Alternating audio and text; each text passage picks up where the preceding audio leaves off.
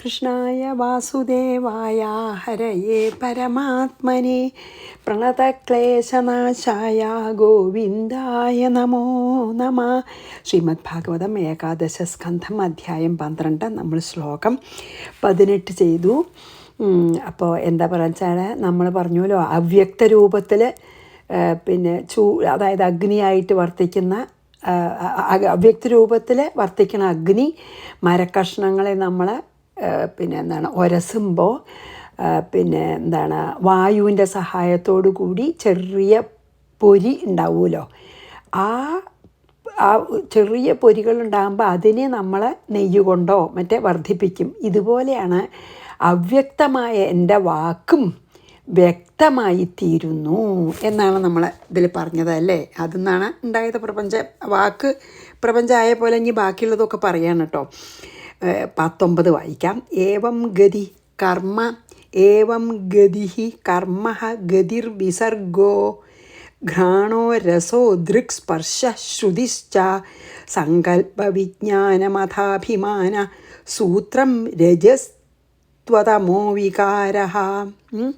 ഗതി ഏവം കർമാധികം. അതായത് മുമ്പ് പറഞ്ഞ പോലെ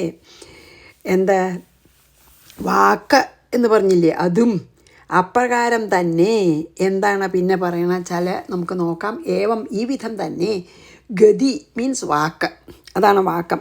ഏവം ഗതി ഏവം കർമ്മ, മുമ്പ് പറഞ്ഞ പോലെ വാക്ക് പ്രപഞ്ചവും ഗതി ഈ സംഭാഷണവും കർമ്മ കൈകളുടെ വ്യാപാരങ്ങളും, കൈ കൊണ്ടല്ലേ കർമ്മമൊക്കെ ചെയ്യുക, കൈകളുടെ പ്രവൃത്തികൾ ചെയ്യുക, അതും ഗതിഹി കാലുകളുടെ ജോലിയും നടക്കുമൊക്കെ. പിന്നെയോ വിസർഗ, അതെ വിസർഗ പറഞ്ഞു വെച്ചാൽ ഈ നമ്മൾ വിസർജനം ചെയ്യുക അല്ലെ, എക്സ്ക്രീറ്ററി ഓർഗൻസ്. ഘ്രാണ വാസനിക്കണതും, രസ സ്വാദും, ദൃക്ക് കണ്ണ് കാണുമല്ലോ, അതായത് ജ്ഞാനേന്ദ്രിയങ്ങളെയും കർമ്മേന്ദ്രിയങ്ങളെയും പറയാണ്. ശ്രുതി കേൾക്കുക. പിന്നെയോ സങ്കല്പ വിജ്ഞാനം, അതും കൂടി ഉണ്ട് അല്ലേ. സങ്കല്പ വിജ്ഞാനം വെച്ചാൽ മനസ്സും ബുദ്ധിയൊക്കെ അത്. പിന്നെ അഭിമാനം, അതായത് അഹങ്കാരം, അതായത് അന്ധകരണത്തിലത്തെ അതൊക്കെ. അഥാ സൂത്രം, അതായത് അതുപോലെ പ്രധാന, അതായത് സൂത്രാത്മാവും, അതായത് സൂക്ഷ്മ ശരീരവും. പിന്നെ രജസ് സത്വ തമോ വികാര. പിന്നെയോ രജസ് സത്വരജസ് തമോ ഗുണങ്ങളുടെ വികാരങ്ങളായിട്ടുള്ള ഏത് ആധിദൈവം, ആധിഭൂതം, ആധ്യാത്മം എന്ന 3 തരത്തിലുള്ള പ്രപഞ്ചവും എന്നാണ് അപ്പോൾ ഇവിടെ അത് മാത്രമേ ഇപ്പോൾ ഈ ഒരു ശ്ലോകത്തിൽ പറഞ്ഞു. ഇത് കണ്ടിന്യൂ ചെയ്യണ്ട കേട്ടോ. ഇതിലെന്താ പറഞ്ഞ വെച്ചാൽ മുമ്പ് പറഞ്ഞ പോലത്തെ ഈ വാക്ക് പ്രപഞ്ചവും നാദബ്രഹ്മ പ്രപഞ്ചവും, പിന്നെയോ അതേപോലെ തന്നെ കൈകളുടെയും കാലുകളുടെയും എക്സ്ക്രീറ്ററി ഓർഗൻസിൻ്റെയും എല്ലാം പ്രവൃത്തികളും, പിന്നെ ജ്ഞാനേന്ദ്രിയങ്ങളുടെ, അതായത് കണ്ണ് മൂക്ക് നമ്മൾ പറഞ്ഞില്ലേ, അതൊക്കെ ജ്ഞാനേന്ദ്രിയങ്ങളുടെ പ്രവൃത്തികളും അന്ധക്കരണത്തിൻ്റെ പ്രവൃത്തികളും, പിന്നെ ഈ പ്രകൃതിയിൽ തന്നെ സത്വരജസ്തമോ ഗുണങ്ങളുടെ പ്രവൃത്തികളും ഒക്കെ ഭഗവാന്റെ ബ്രഹ്മ രൂപം പ്രാപിച്ചു തന്നെയാണ്, ഒക്കെ ബ്രഹ്മം തന്നെയാണ് എന്നാണ്. അതായത് ഈ പ്രപഞ്ചത്തിലത്തെ എല്ലാം പരമാത്മസ്വരൂപം തന്നെയാണെന്ന് പറയുകയാണ്. അതായത് നമ്മൾ കൈകൊണ്ട് ചെയ്യുന്ന പ്രവൃത്തികളും കാലുകൊണ്ട്, അതായത് കർമ്മേന്ദ്രിയങ്ങളെ കൊണ്ട് ചെയ്യുന്ന വിസർജന, പിന്നെ റീപ്രൊഡക്ഷൻ അടക്കം എല്ലാതും ഈ പരമാത്മസ്വരൂപത്തിൽ നിന്ന് വ്യത്യാസമല്ല, ഒക്കെ പരമാത്മസ്വരൂപത്തിൽ നിന്ന് വന്നത് തന്നെയാണ് എല്ലാ കർമ്മങ്ങളും എല്ലാ പ്രവൃത്തികളും. അതായത് ജ്ഞാനേന്ദ്രിയങ്ങളും കർമ്മേന്ദ്രിയങ്ങളും അതാണ് ഇപ്പോൾ ഇതിൽ പറഞ്ഞത്. എന്താ അറിയോ, വാക്ക് പാണി പാദം പായു ഉപസ്ഥം, അതാണല്ലോ കർമ്മേന്ദ്രിയങ്ങൾ. നമുക്കറിയാലോ അല്ലേ. വാക്ക് പാണി വാക്കിൻ്റെ കാര്യം മുമ്പ് പറഞ്ഞു. വാക്ക് അതാണല്ലോ ശബ്ദബ്രഹ്മം എന്ന് പറഞ്ഞാൽ. വാക്ക് പാണി പാദം പായു ഉപസ്ഥം അതാണ് റീപ്രൊഡക്റ്റീവും പിന്നെ എക്സ്ക്രീറ്ററിയും കൂട്ടിയിട്ട് കേട്ടോ. പിന്നെ വാക്കും പാണിയും പാദവും, പിന്നെ അത് കർമ്മേന്ദ്രിയങ്ങളുടെ വ്യാപാരം. അതെന്താ വാക്കിൻ്റെ വർത്തമാനം പറയണത് അല്ലേ, സംഭാഷണം. പിന്നെയോ നടക്കുക, കർമ്മം ചെയ്യുക കായ്, നടക്കുക കാല്, മലവിസർജനമൊക്കെ എക്സ്ക്രീറ്ററി ഓർഗൻസിൻ്റെ. പിന്നെ ഉപസ്ഥം, അതായത് റീപ്രൊഡക്ഷൻ, അത് മറ്റേതിൻ്റെയും അല്ലേ. അങ്ങനെ അതും ശ്രോത്രം, അതായത് ചെവി, പിന്നെ ത്വക്ക്, അതായത് നമ്മുടെ തൊലി, പിന്നെ സ്പർശത്തിന് ചക്ഷുസ കാണിന് ജിഹ്വ നാസിക. ഇത് ജ്ഞാനേന്ദ്രിയങ്ങളുടെ ആയിട്ടുള്ള എന്താണ്, കേൾക്കുക, സ്പർശിക്കുക, കാണുക, സ്വാദറിയുക, പിന്നെ വാസനിക്കുക. ഇതൊക്കെ മനസ്സിൻ്റെ ഇതിന് പുറമെ കർമ്മേന്ദ്രിയങ്ങളുടെയും ജ്ഞാനേന്ദ്രിയങ്ങളുടെയും പ്രവൃത്തികളും പിന്നെയോ മനസ്സിൻ്റെ സങ്കല്പവും ബുദ്ധിയുടെ അറിവും അഹങ്കാരത്തിൻ്റെ ഞാനെന്ന അഭിമാനവും ഒക്കെ, അതുപോലെ തന്നെ ഈ പിന്നെന്താണ് മായയിലുള്ള രജസ്തമോ ഗുണങ്ങളുടെ മൂലമുണ്ടാകുന്ന പ്രവൃത്തികളും, അല്ലെങ്കിൽ സൂത്രാത്മാവും പിന്നെ സത്വഗുണ ആയിട്ടുള്ള ഇന്ദ്രിയങ്ങളുടെ അധിഷ്ഠാന ദേവതകളും രജോ ഗുണത്തിൻ്റെ എല്ലാതും തമോ, അതായത് പഞ്ചഭൂതം, പിന്നുണ്ടായത് പഞ്ചഭൂതങ്ങളും എല്ലാം തന്നെ ഈ ഞാൻ തന്നെയാണെന്ന് പറയണം. ഞാൻ അടുത്തേലതൊക്കെ പറയൂട്ടോ. അപ്പം ഇതിൽ എന്താണ് പറഞ്ഞു വെച്ചാൽ, വാക്ക് ആകുന്ന പ്രപഞ്ചവും അതേപോലെ തന്നെ കൈകളുടെയും കാലുകളുടെയും വിസർജന ഇന്ദ്രിയങ്ങളുടെയും പ്രത്യുൽപാദനേന്ദ്രിയങ്ങളുടെ എല്ലാം പ്രവൃത്തികളും ജ്ഞാനേന്ദ്രിയങ്ങളുടെ വൃത്തികളും അന്ധക്കരണത്തിൻ്റെ വൃത്തികളും പിന്നെ മായയിലത്തെ രജസ്തമോ ഗുണങ്ങളുടെ വൃത്തിയും എല്ലാം തന്നെ എന്നിൽ നിന്ന് വ്യക്തമായതാകുന്നു എന്ന് പറയും. എന്നിൽ നിന്ന് ഉണ്ടായതാകുന്നു എന്ന് പറഞ്ഞാൽ എന്താ, ഈ പ്രപഞ്ചത്തിൽ കാണുന്നതൊക്കെ പരമാത്മസ്വരൂപത്തിൽ നിന്ന് വ്യത്യാസം ഇല്ല എന്ന് പറയുകയാണ്. ഇനി അടുത്തത് അയം ഹി, നമുക്ക് 19 വായിച്ചിട്ട് 20 വായിക്കാം കേട്ടോ.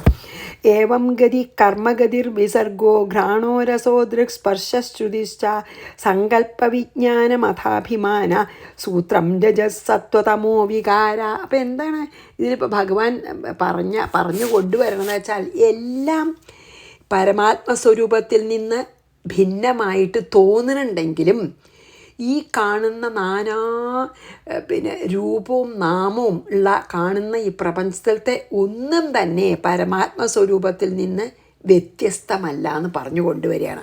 എല്ലാം എന്നിൽ നിന്ന് ഞാൻ തന്നെ ഓരോന്നായിട്ട് പ്രകാശിക്കുകയാണെന്ന് പറയുകയാണ്. ഇനി 20 അയം ഹി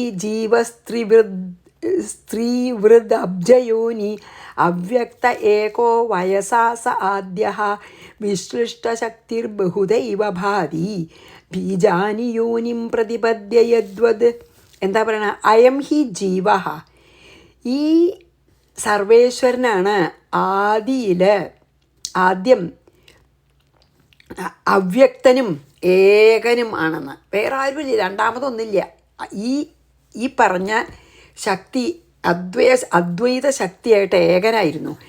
ത്രിവൃത് അബ്ജയോനിഹി അദ്യാസ, അതായത് എന്താ പറയുക, ത്രിഗുണങ്ങൾക്ക് ആശ്രയമായവനും ഈ അബ്ജയോനി ചെന്താ ലോകമാകുന്ന പത്മത്തിന് കാരണഭൂതനും. നാഭിലല്ലേ പത്മണ്ടായത്. പിന്നെയോ ആദ്യ പുരുഷനും ആദികാരണവുമായിട്ടുള്ള അങ്ങു തന്നെ, ആ ഭഗവാൻ തന്നെ പിന്നെയോ വയസ വിശ്ലിഷ്ടശക്തി ബീജാനി യോനിം പ്രതിപദ്യ, അതായത് അങ്ങനെ ആദികാരണഭൂതനായിട്ടുള്ള അങ്ങ് തന്നെ കാലശക്തി കൊണ്ട് എന്താ ചെയ്യുക, യോഗമായയുടെ സഹായത്തോടു കൂടി ബീജാനി യോനിം പ്രതിപദ്യ, ബീജങ്ങൾ യോഗമായയുടെ ശക്തിയോടുകൂടി ബീജങ്ങൾ പല പല പല യോനികളിൽ, അതാണ് ബീജാനി യോനിം പ്രതിപദ്യ, പല പല യോനികളിൽ പ്രാപിച്ച് യദ്വത് തദ്വത് ബഹുധ ഇവ ഭാതി, പലതായിത്തീരുന്നുവോ അങ്ങനെയാണ് പല ആയിട്ടുണ്ടാവണമെന്ന് പറയുകയാണ്. അപ്പോൾ ഇതിലെന്താ പറയണ, ഈ രണ്ടാമത്തെ ശ്ലോകത്തിൽ വെച്ചാൽ ഈ പറഞ്ഞ ഈശ്വരനാണ്. ഇപ്പം മുമ്പ് പറഞ്ഞില്ലേ, കർമ്മങ്ങളൊക്കെ ഞാൻ തന്നെയാണ് പറഞ്ഞില്ലേ, ആ വാക്കും പിന്നെ നമ്മൾ ചെയ്യുന്ന ജ്ഞാനേന്ദ്രിയങ്ങൾ കൊണ്ട് ചെയ്യുന്ന പ്രവൃത്തികളും കർമ്മേന്ദ്രിയങ്ങൾ കൊണ്ട് ചെയ്യുന്ന പ്രവൃത്തികളും രജസ്തമോ ഗുണങ്ങളാൽ ചെയ്യുന്ന പ്രവൃത്തികളും ഒക്കെ ഞാൻ തന്നെയാണ് പറഞ്ഞു. ഇനി ഇപ്പം നമ്മൾ ആ ഈശ്വരൻ സൃഷ്ടിക്ക് മുമ്പ് അവ്യക്തവും അദ്വൈതനും ഏകനുമായിരുന്നു സൃഷ്ടിക്ക് മുമ്പ് കേട്ടോ. ഈ ഈശ്വരൻ ഈ പറഞ്ഞ പ്രപഞ്ചമായി കാണുന്ന ആ ശക്തി തന്നെ സൃഷ്ടിക്ക് മുമ്പ് ഏകനും ആയിരുന്നു കേട്ടോ. വിശിഷ്ടശക്തി, അതായത് പിന്നെ മായാശക്തിയെ സ്വീകരിച്ചിട്ട്, വിശിഷ്ടശക്തി മായാശക്തി ഉപയോഗിച്ചിട്ട്, തന്നിൽ ഉറങ്ങിക്കിടക്കുന്ന മായയെ ഉപയോഗിച്ചിട്ട് ഏകനായിട്ടുള്ള ആ ഈശ്വരൻ ബീജാനി, വിത്തുകൾ, അതായത് നമ്മുടെയൊക്കെ കർമ്മഫലം അനുഭവിക്കാനുള്ള വിത്തുകൾ, യോനിം പ്രതിപദ്യ, അതായത് പല പല പല യോനികളിൽ ഇട്ടിട്ട് യദ്വതി, എങ്ങനെ പിന്നെ ഈ ചെടികൾ മുളയ്ക്കുന്നുവോ അതുപോലെ, അതാണ് ബീജങ്ങളുടെ ബഹുധ ഇവ ഭാതി, അതുപോലെ പലവിധമായി പ്രത്യക്ഷപ്പെടുന്നു. അതാണ് പറയണത്. എന്താ വെച്ചാൽ ഈ പറഞ്ഞ ആ ഈശ്വരൻ തന്നെ ആദിയിൽ അവ്യക്തനായിരുന്നു, മീൻസ് അല്ലേ, ഏകൻ അദ്വിതീയ ശക്തിയായിരുന്നു. എന്നിട്ട് തൻ്റെ ഉള്ളിൽ ഉറങ്ങിക്കിടക്കുന്ന മായയെ ഉപയോഗിച്ച് എന്ത് ചെയ്തു, ഈ ഒരു വിശേഷണം കൂടിയും പറയണ്ട ഭഗവാന്, ത്രിഗുണങ്ങൾക്ക് ആശ്രയഭൂതനാണ്. അതാണ് ത്രിവിധ് പറഞ്ഞല്ലോ. ലോകപത്മം ആരിൽ നിന്നാണോ നാഭിയിലുണ്ടായത് അതിൻ്റെ അത് ലോകപത്മം വിരിയിച്ച ആളാണ്, ആദികാരണഭൂതനാണ്. അങ്ങനെയുള്ള ആ ഈശ്വരൻ യോഗമായയുടെ സഹായത്തോടുകൂടി, അല്ലെങ്കിൽ യോഗമായയെ സ്വീകരിച്ച്, ശക്തിയെ സ്വീകരിച്ച് എന്തു ചെയ്തു, പല പല ബീജങ്ങളെ പല പല യോനികളിൽ പ്രാപിച്ച്, പല പല ബീജങ്ങൾ പല പല ആ ശക്തി കാരണം, യോഗമായയുടെ ശക്തി കൊണ്ട് പല പല ബീജങ്ങൾ പല പല, എങ്ങനെയാണ് പല പല ഒരു കുറേ തരം വിത്തുണ്ട് ചോളൂ, അതൊക്കെ നമ്മൾ വിതച്ചാൽ പല പലതരം ചെടികളുണ്ടാവില്ലേ, പലതരം ചെടികളുടെ വിതച്ചാൽ അതുപോലെ വിവിധ തരത്തിലുള്ള ബീജങ്ങളെ, അതായത് കർമ്മബീജാണേ, നമുക്കിനി ആ പണ്ട് ചെയ്ത കർമ്മം ഫലം അനുഭവിക്കാൻ വേണ്ട ബീജങ്ങളെയൊക്കെ പല പല യോനികളിൽ പ്രാപിച്ച്, എങ്ങനെയാണ് സാധാരണ കുറേ വിത്ത് പലതരം വിത്തിടുമ്പോൾ ചെടി ഉണ്ടാവണം, അതുപോലെ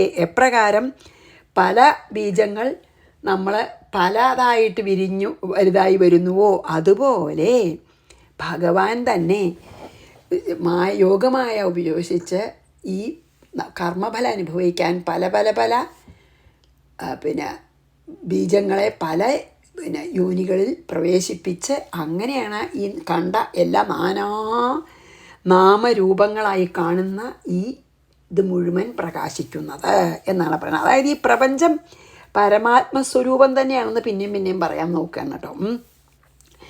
അതായത് അതുകൊണ്ട് ഈ പ്രപഞ്ചം എല്ലാറ്റിനും കാരണമായ ഭഗവാന്റെ വെറും മായാവിലാസമാണെന്ന് പറയാണ്. അതാണ്, ഭഗവാനല്ലാതെ വേറെ ഒന്നുമില്ല. ഉണ്ടെന്ന് നമുക്ക് തോന്നുന്നുണ്ടെങ്കിൽ അത് അജ്ഞാനം കൊണ്ടാണ്, ശരിക്കില്ല. ഇത് കാണുന്നതെല്ലാം ആ ബ്രഹ്മത്തിൻ്റെ തന്നെ വിവിധ നാമരൂപങ്ങളാണ് എന്ന് പറയാനാണ് അതൊക്കെ പറയണത്. അയം ഹി ജീവ സ്ത്രിവിദബ്ജയോനി അവ്യക്ത ഏകോ വയസാസ ആദ്യ വിശ്ലിഷ്ടശക്തിർബഹുധൈവ ഭാതി ബീജാനി യോനിം പ്രതിപദ്യ യദ്വദ്. 21 യസ്മിന്നിദം പ്രോതമശേഷമോദം പടോ യഥാ ദന്തുവിധാന സംസ്ഥഃ യേഷ സംസാരതരുപുരാണഃ കർമാത്മക പുഷ്പഫലേ പ്രസൂതേ. എന്താണ് 21 പറയണച്ചാൽ, ഇതിപ്പോൾ പറഞ്ഞില്ലേ, ഇതെല്ലാം വിവിധ യോനികളിൽ പ്രത്യക്ഷപ്പെട്ട് പലവിധമായിട്ട് പ്രത്യക്ഷപ്പെടുകയാണ്, ഞാൻ തന്നെയാണെന്ന് പറഞ്ഞു, ഞാൻ മായ ഉപയോഗിച്ചിട്ട് അല്ലേ. ഇനി എന്താ പറഞ്ഞ വെച്ചാൽ, അതെ, ഇനി 21 എന്താ പറയണം നോക്കാം നമുക്ക്. അബ്ജയോനി അത് പോട്ടെ.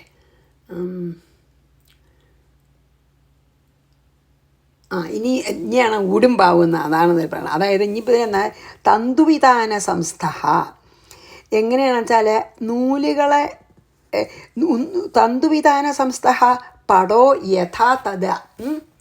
അതാണ് തന്തുവിധാന സംസ്ഥ പറഞ്ഞാൽ എന്താ, നൂലിൻ്റെ അനവധി നൂലുകളെ ഊടും പാവുമായിട്ട് നെയ്യുക, അങ്ങനെയാണല്ലോ. അതായത് വേലെങ്ങനെയുള്ളതും നൂല് തന്നെയാണ്, പിന്നെ മറ്റേ നേരെ വെർട്ടിക്കലായിട്ടുള്ള ഹൊറിസോണ്ടലായിട്ട് നൂല്, വെർട്ടിക്കലായിട്ട് നൂല്, അങ്ങനെയാണല്ലോ ഒരു വസ്ത്രം ഉണ്ടാക്കുക അല്ലേ.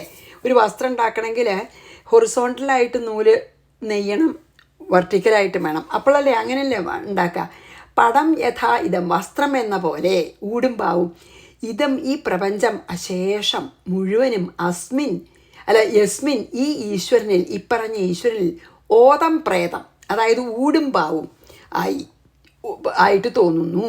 പുരാണഹ അനാദിയും കർമാത്മക, എപ്പോഴും കർമ്മം ചെയ്യുന്ന സ്വഭാവത്തോടും കൂടിയ യഹ സംസാര തതഹ, ഏതൊരു സംസാര വൃക്ഷം ഉണ്ടോ അത് ഏത് അത് കർമാത്മക പുഷ്പഫലേ പ്രസൂതെ, പുഷ്പഫലേ വെച്ചാൽ സ്വർഗത്തിനെയും മോക്ഷത്തിനെയും അഥവാ കർമ്മത്തിനെയും അതിൻ്റെ ഫലത്തിനെയും പ്രസൂതെ ഉണ്ടാക്കുന്നു.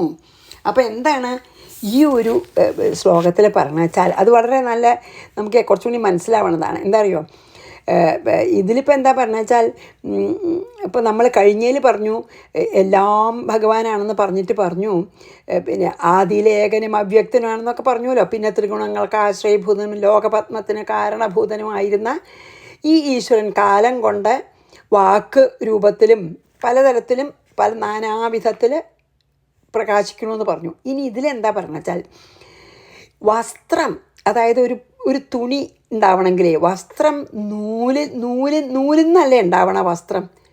അതുപോലെയാണ് ഈ വിശ്വം, ഇങ്ങനെ വളരെ വലിയ ഈ വിശ്വം ഈശ്വരനിൽ ഓതപ്രോതമായി നിലകൊള്ളുന്നു വെച്ചാൽ ഊടും പാവുമാണ്. ഈ ഈശ്വരനിൽ ആണ് ഈ ഇത് മുഴുവൻ ഊടും പാവെന്ന് പറയുമല്ലോ നമ്മളല്ലേ, അതായത് വിലങ്ങനെയുള്ളതെന്ന് പറയൂല. അതായത് എന്താണ് ഈ അത് വളരെ നല്ലൊരു ഇതാണ്. അതായത് ഊടും പാവുമാണ് ഈശ്വരൻ. ഈ പ്രപഞ്ചത്തിൻ്റെ ഊടും പാവുമാണ് ഈശ്വരൻ. ഒരു വസ്ത്രം എടുത്ത് നോക്കൂ, വിലങ്ങനുള്ള നൂലും പിന്നെ വെർട്ടിക്കലായിട്ടുള്ള നൂലും, ഹൊറിസോണ്ടലായിട്ടുള്ള നൂലും വെർട്ടിക്കലായിട്ടുള്ള നൂലും നെയ്യത്തിട്ടല്ലേ ഒരു വസ്ത്രം ഉണ്ടാവണത്. അതങ്ങനെ മാറ്റിച്ചാൽ എന്താ ഉണ്ടാവുക? വസ്ത്രം ഇല്ലല്ലോ. നൂല് തന്നെയാണ് ശരിക്കും വസ്ത്രം എന്ന് അല്ലേ? അതെനിക്ക് നല്ല ഇഷ്ടമുള്ള എക്സാമ്പിളാട്ടോ. നൂല് രണ്ട് തരത്തിലും ഹൊറിസോണ്ടലായിട്ടും വെർട്ടിക്കലായിട്ടും നെയ്ത് വരുമ്പോഴാണ് വസ്ത്രം ഉണ്ടാവണത്. അപ്പം നമ്മൾ ഉണ്ടാക്കി കഴിഞ്ഞാൽ നമ്മൾ വസ്ത്രം എന്ന് പറയും. പക്ഷെ ശരിക്ക് നൂല് മാത്രമേ വസ്ത്രത്തിലുള്ളൂ. അതുപോലെയാണ് പ്രപഞ്ചം നമ്മൾ ഉണ്ടായി കഴിയുമ്പോൾ പറയണ്ടേ. പക്ഷെ പ്രപഞ്ചത്തിൻ്റെ ഊടും പാവും ആണ് ഈശ്വരൻ എന്ന്. അതാണ് അത് മാത്രമേ അതിൽ വളരെ നന്നായിട്ട് പിന്നെ എന്താണ് പിന്നെ നമുക്ക് മനസ്സിലാക്കാൻ ഈ ശ്ലോകത്തിൽ അത് വളരെ നന്നായിട്ട് പറഞ്ഞിട്ടുണ്ട്. അതായത് ഒരു വസ്ത്രം നമ്മൾ ഉണ്ടാക്കി കഴിഞ്ഞാൽ നമ്മളതിന് വസ്ത്രം എന്ന് പറയും. നമ്മൾ നൂലിനെ പറ്റി ചിന്തിക്കുന്നില്ല. പക്ഷേ ഹൊറിസോണ്ടലായിട്ടുള്ള നൂലുകളും വെർട്ടിക്കലായിട്ടുള്ള നൂലുകളും എടുത്ത് കളഞ്ഞു നോക്കൂ, വസ്ത്രമില്ല. കുറേ നൂലെടുത്തിട്ട് ഹൊറിസോണ്ടലായി വെച്ചു, കുറേ നൂലെടുത്തിട്ട് വെർട്ടിക്കലായിട്ട് വെച്ചു, അത് മുഴുവൻ എടുത്ത് കളഞ്ഞാൽ വസ്ത്രം എന്ന് പറയണതില്ല. പക്ഷേ അതെല്ലാം കൂടി നമ്മളങ്ങനെ വെച്ച് കഴിഞ്ഞാൽ നമ്മൾ ഉണ്ടാവണേനെ വസ്ത്രം തന്നെ പറയുക. നമ്മൾ നൂലിനെ പറ്റി ചിന്തിക്കില്ല. അതുപോലെയാണ് നമ്മൾ പ്രപഞ്ചം അങ്ങനെ ഉണ്ടായി കഴിഞ്ഞാൽ പിന്നെ നമ്മൾ പ്രപഞ്ചം എന്നേ നമുക്കറിയുള്ളൂ. എങ്ങനെയാണ് ഉണ്ടായത്? പ്രപഞ്ചത്തിൽ എന്താ ഉള്ളതാന്ന് വെച്ചാൽ അതിൻ്റെ ഊടും പാവും മുഴുവൻ, അതായത് ഭഗവാനല്ലാതെ ഒന്നുമില്ല. ഭഗവാനെ മാറ്റിയാൽ പ്രപഞ്ചമില്ല, അല്ലെങ്കിൽ ബ്രഹ്മം മാറ്റിയാൽ പ്രപഞ്ചമില്ല. ബ്രഹ്മം മാത്രമേ ഉള്ളൂ. നൂല് മാറ്റിയാൽ വസ്ത്രമില്ല, നൂല് മാത്രമേ ഉള്ളൂ. അതെനിക്ക് നല്ലൊരു കുറച്ചെങ്കിലും നമുക്കൊരു ഇതിന് പറ്റുന്നതായിട്ട് തോന്നുന്നുണ്ട്. അപ്പോൾ പിന്നെന്താണ്, പ്രപഞ്ചം ഇല്ലേ, അല്ല ബ്രഹ്മമില്ലേ, പ്രപഞ്ചമില്ല, നൂലില്ലേ, വസ്ത്രമില്ല. പക്ഷെ ശരിക്കും നൂല് തന്നെയാണ് വസ്ത്രം. അതേപോലെ ഈ പ്രപഞ്ചത്തിൻ്റെ ഊടും പാവും ഭഗവാനാണ് എന്നാണ് അപ്പോൾ ഈ ഒരു ഇതിൽ നമുക്ക് പറയണത്. എല്ലാം ഭഗവാൻ മാത്രമാണ്, ഭഗവാനെ കൊണ്ടാണ് ഈ പ്രപഞ്ചം മുഴുവൻ സൃഷ്ടിച്ചിരിക്കുന്നത് എന്നാണ് ഇതിൽ പറഞ്ഞത്. ഈ ഒരു ഇതിൽ അതായത് ആ ഒരു ഉദാഹരണമാണ് ഇതിൽ വരുന്നത്. അതായത് നൂലിൻ്റെ സമൂഹത്തിനെ പിന്നെ എന്താണ് സ്ട്രെയിറ്റായിട്ടും വിലങ്ങനെയും നെയ്ത വസ്ത്രം കിട്ടുമല്ലോ, അതുപോലെയാണ് ഈ പ്രപഞ്ചം മുഴുവനും ആ ഈശ്വരനിൽ അതുപോലെ ഈ പ്രപഞ്ചത്തിൻ്റെ ഊടും പാവുമാണ് ഈശ്വരൻ. അതായത് പുരാണ അനാദിയും പ്രവൃത്തി സ്വഭാവത്താടും കൂടി. ഇനി ഒരു സംസാര വൃക്ഷമാണെന്നും പറയുന്നുണ്ട് കേട്ടോ, അതും കൂടി പറയേണ്ടതിൽ സംസാര വൃക്ഷം ആണെന്നും പറയുന്നുണ്ട് കേട്ടോ. അതാ ഈ അതും കൂടി ഇതിൽ പറയണ്ട. അതായത് അനാദിയും മീൻസ് ആദി ഇല്ലാത്തതും എപ്പോഴും കർമ്മം സ്വഭാവവുമായ ഈ സംസാരവൃക്ഷം എന്താണ്? ആ സംസാരവൃത്തത്തിൻ്റെ ഫലങ്ങൾ ഏതാ അറിയോ? ഭോഗമോക്ഷങ്ങൾ, അല്ലെങ്കിൽ അതായത് കർമ്മം ആണ്. പിന്നെ അതാണ് പിന്നെ ഒരു കുഞ്ഞു കാര്യം കൂടി പറയേണ്ട. ഒന്ന്, പ്രപഞ്ചം ഊടും പാവും ആണ്. ഈ പ്രപഞ്ചത്തിൻ്റെ ഊടും പാവുമാണ് ഈ പ്രപഞ്ചത്തിൻ്റെ ഊടും പാവുമാണ് ഈശ്വരൻ ഒരു ഭാഗം. പിന്നെ പറഞ്ഞു സംസാരവൃക്ഷം എന്ന് പറഞ്ഞാൽ എന്താ അറിയോ? കർമ്മ രൂപമാണ്. ആ സംസാരവൃക്ഷത്തിൻ്റെ പൂവാണ് ഏത്? ഈ സുഖഭോഗങ്ങൾ, ലൗകികമായിട്ടുള്ള എല്ലാ അനുഭവങ്ങളും ആ സംസാരമാകുന്ന വൃക്ഷത്തിൻ്റെ കർമ്മരൂപത്തിലാണ് സംസാരവൃക്ഷം. ആ സംസാരവൃക്ഷത്തിൻ്റെ പൂവാണ് നമ്മുടെ ഈ അനുഭവങ്ങൾ. പിന്നെയോ ഇനി അത് കണ്ടിന്യൂ ചെയ്യണ്ട കേട്ടോ. അത് 22 കൂടി കണ്ടിന്യൂ ചെയ്യണ്ട. അതെ, അതിൻ്റെ ഫലത്തിനെയും ഉണ്ടാക്കുന്ന അതാണ്. അതായത് പിന്നെ പൂവാണ് ലൗകിക അനുഭവങ്ങൾ, പിന്നെ കായാണ് മോക്ഷം. കായാണ് മോക്ഷം. വിത്തുകളാണ്, അത് വരുന്നുണ്ടായിരുന്നു കേട്ടോ. പുണ്യവും പാപവും വിത്തുകളാണ്. പിന്നെ എന്താണ്? സത്വരജസ്തമോ ഗുണങ്ങൾ ശാഖകളാണ്. പഞ്ചഭൂതങ്ങൾ പൂക്കളാണ്. പഞ്ചഭൂതങ്ങൾ ശാഖകളാണ്, സോറി. പിന്നെ പഞ്ചതന്മാത്രകൾ ഉപശാഖകളാണ്. ഇന്ദ്രിയങ്ങൾ, പക്ഷികൾ, ജീവൻ, പരമാത്മാവ്, അങ്ങനെ അത് നമുക്ക് ഓരോ ഇതിലും പറയാൻ പോകുന്നുണ്ട് കേട്ടോ. ഇപ്പം ഇതിലൊന്നേ പറഞ്ഞിട്ടുള്ളൂ. പിന്നെ കർമ്മത്തിൻ്റെയും കർമ്മഫലത്തിനെയും ഉണ്ടാക്കുന്ന ഈ സംസാരവൃക്ഷം കർമ്മങ്ങളെ ഉണ്ടാക്കും, കർമ്മത്തിൻ്റെ ഫലത്തിനെ ഉണ്ടാക്കും. അത് നമുക്കറിയാലോ. സംസാരത്തിൽ നമുക്ക് കർമ്മം ചെയ്യാണ്ട പറ്റില്ല. അപ്പോൾ കർമ്മം നമുക്ക് ഫലം അനുഭവിക്കേണ്ടി വരും ഈ സംസാരമാകുന്ന വൃക്ഷത്തിൽ. അത്ര പറഞ്ഞു നിർത്താം നമുക്ക്.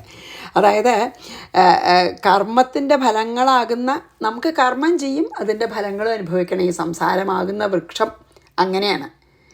അപ്പോൾ ഈ സംസാരമാകുന്ന വൃക്ഷം എന്ന് പറഞ്ഞാൽ കർമ്മങ്ങൾ ചെയ്യൽ തന്നെയാണ്. അതിൻ്റെ ഫലമാണ് ഈ കർമ്മഫലം തന്നെയാണ് പുഷ്പം എന്നോ എന്താ വെച്ചാൽ അത് പറയാം.